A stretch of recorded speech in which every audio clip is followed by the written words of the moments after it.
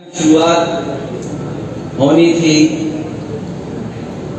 किस विधानसभा से सबसे पहले कार्यक्रम शुरू हो, तो हम सब लोगों ने मिलकर के यही तय किया कि जिस विधानसभा ने आपको चुनकर के विधानसभा में पहुंचाया है, उसी विधानसभा के कार्यकर्ताओं से मिलकर के उसी विधानसभा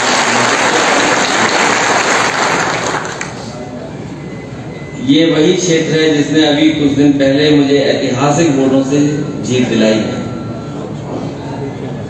मैं 1 या 2 दिन आया, उसके बावजूद भी यहाँ के लोगों ने परवाह नहीं की। बड़े बड़े विरोधी पार्टियों के नेता यहाँ पर आए जो न जाने क्या क्या बता रहे थे, उसके बावजूद भी कहेल के नेता और कार्यकर्ताओं ने पूरी जिम्मेदारी बूथ पर संभाली और बहुत अच्छी जीत मुझे दिला करके विधानसभा पहुंचा। ये समाजवादियों का और खासकर नेताजी का रिश्ता रहा है। सुनो, कई बार यहाँ पे कठिन परिस्थितियों में चुनाव हुए होंगे, लेकिन ये पहला ऐसा चुनाव होने जा रहा है जिसमें नेताजी हम लोगों के बीच में नहीं है। बहुत चुनाव हम लोगों ने लड़े हैं, नेताजी वोट मांगने भी आए हैं, अपील करके भी गए हैं, लेकिन ये पहला चुनाव होने जा रहा है जहां पर नेताजी हमारे बीच में नहीं, इसलिए सबसे महत्वपूर्ण चुनाव होने जा रहा है। जहां हमसे पहले लोगों ने कहा कि नेताजी की प्रतिष्ठा, सम्मान और उनकी सच्ची श्रद्धांजलि का ये चुनाव है, वहीं मैं ये जोड़ करके कहना चाहता हूं कि पूरा देश देख रहा है कि आखिरकार मैनपुरी की जनता कितने वोटों से जिताने जा रही है। किसी को शक नहीं है। जितने लोग हैं जो चर्चा कर रहे हैं,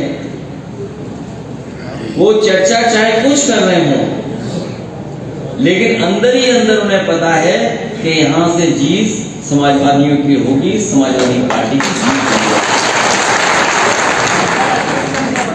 और जो थोड़ी बात चर्चा में रहती थी बगल की विधानसभा की, कल सबसे पहले आकर के चाचा उनसे भी मैं मिल लिया।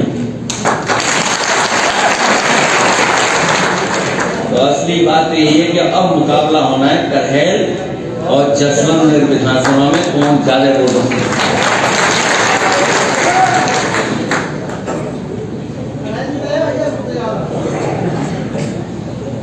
अगर करहेल मन बना ले तो मुकाबला बहुत कड़ा हो जाएगा, बहुत आगे हो जाएगा।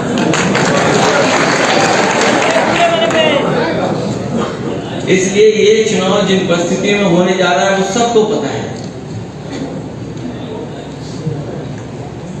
एक हमें साथी मिले कुछ दिन पहले, उन्होंने कहा कि जो प्रेस के लोग जिंदगी भर नेताजी को बुरा भला कहते थे, लेकिन जब नेताजी नहीं रहे तो सबसे अच्छा अगर किसी ने लिखा तो अंग्रेजी के प्रेस के लोगों ने लिखा। जब तक वो हमारे बीच में थे इतना अच्छा नहीं लिखा उन्होंने, लेकिन जब हमारे बीच में नहीं रहे तो सबसे अच्छा अगर किसी ने विश्लेषण किया तो वो अंग्रेजी प्रेस से लेकर के हिंदी के अखबार और हिंदी के बड़े बड़े लोगों ने लिखे। इसलिए जहां नेताजी जो रास्ता दिखा के गए हम लोग, उस रास्ते पर चल करके हम लोगों को मिलकर के समाजवादी विचारधारा को और मजबूत बनाना।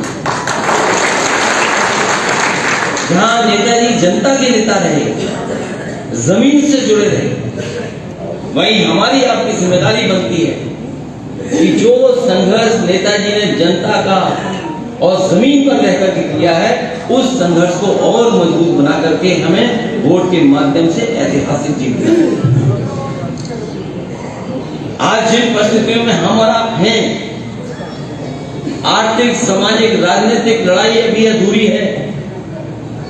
जो संघर्ष हमें करना था, जहां तक हम लोगों को नेताजी लेके गए, अब जिम्मेदारी हमारी आपकी बनती है कि उससे आगे भी लेकर के जाएं।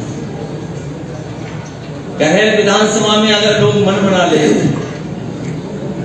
तो मुझे लगता है कि कोई बूथ ऐसा नहीं जो हम लोग पीछे छूट जाए।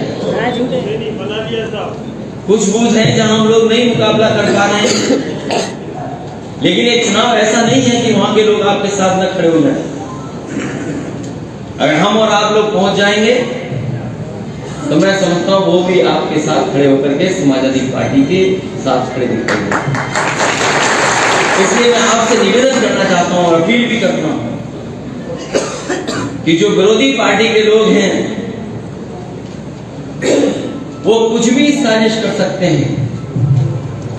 उनके स्टेटमेंट आ रहे हैं और उनके स्टेटमेंट ऐसे आ रहे हैं, वो आप भी पढ़ रहे होंगे। वो जानते हैं कि मैनपुरी उनके हिस्से में नहीं है, लेकिन वो कभी कभी कहते हैं कि अभी आजमगढ़ हराया है, मैनपुरी भी हरा देंगे। मैं उन लोगों को कहना चाहता हूं कि आजमगढ़ तो हम धोखे में आ गए। ये मैनपुरी लोकसभा है, यहाँ की जनता कभी भी समाजवादी पार्टी को हारने नहीं देगी।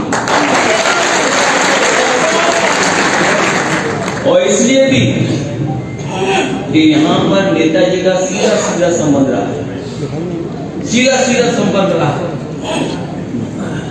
लोगों से जुड़े रहे हैं और कोई एक दो साल का रिश्ता नहीं है, कई दशकों का रिश्ता है। यहाँ से यहाँ के लोगों ने नेताजी को नेताजी बनाने का काम किया है, इसलिए यहाँ के लोग कभी वोट के इसलिए मैं आप सबसे अपील करना चाहता हूं कि ये चुनाव अपना चुनाव समझ। कार्यकर्ताओं से कहूंगा कि पिछली बार जो मतदान हुआ था, और अगर उत्तर प्रदेश का देखें मतदान, तो जनता ने तो मन बना लिया था कि समाजवादी सरकार बनेगी, लेकिन भारतीय जनता पार्टी ने बेईमानी की और ये सब जानते हैं। उस दिन भी लोग कह रहे थे बेईमानी की, और आज भी लोग मानते हैं कि बेईमानी हुई है। अभी कुछ दिन पहले मैं आ रहा था तो बस में जब मैं बैठा, हवाई जहाज से उतरने के बाद पूरी बस में सब लोग बैठे थे। एक व्यक्ति खड़ा हुआ, उसने कहा कि सरकार तो आपकी बन गई थी, लेकिन भारतीय जनता पार्टी ने बेईमानी कर दी।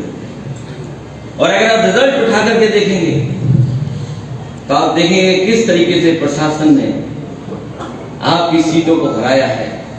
एक ही जिले में जहां हम लोग 20,000 वोट से जीत रहे हो, 24,000 वोट से जीत रहे हो, उसी जिले में हम 300 से हार जाए, 1200 से हार जाए। ये राजनीति में गणित समझ में नहीं आता।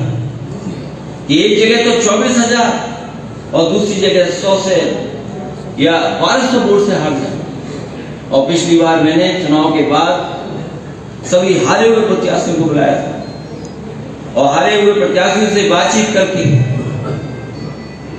और एक बहुत जानकार जो चुनाव के बारे में जानकारी रखता है, उस डेटा एक्सपर्ट को बुलवाया और मैंने आमने सामने बातचीत कराई और निकल करके आया कि अगर हम लोगों ने अपने बूथों पर 2% या 3% वोट बढ़ा दिया होता तो आज भारतीय जनता पार्टी की सरकार नहीं होती, उत्तर प्रदेश में समाजवादी सरकार।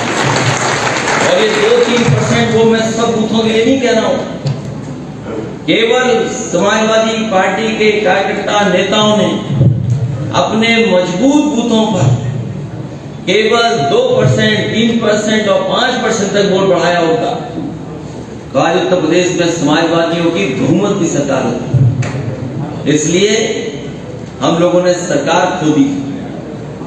हम आप सबसे अपील कर रहे हैं, क्योंकि असली संघर्ष आपको करना है। असली लड़ाई जो जमीन पर होती है चुनाव में, वो हमारा कार्यकर्ता और बूथ एजेंट का काम है। इसलिए अपने कार्यकर्ता से और अपने बूथ एजेंट से हम अपील करना चाहते हैं कि ये चुनाव आपका अपना चुनाव है। जहां नेताजी को श्रद्धांजलि देने का चुनाव है, वहीं समाजवादी पार्टी की प्रतिष्ठा का भी चुनाव है। इसलिए बूथ पर तैयारी कर करके एक एक वोट समाजवादी पार्टी के पक्ष में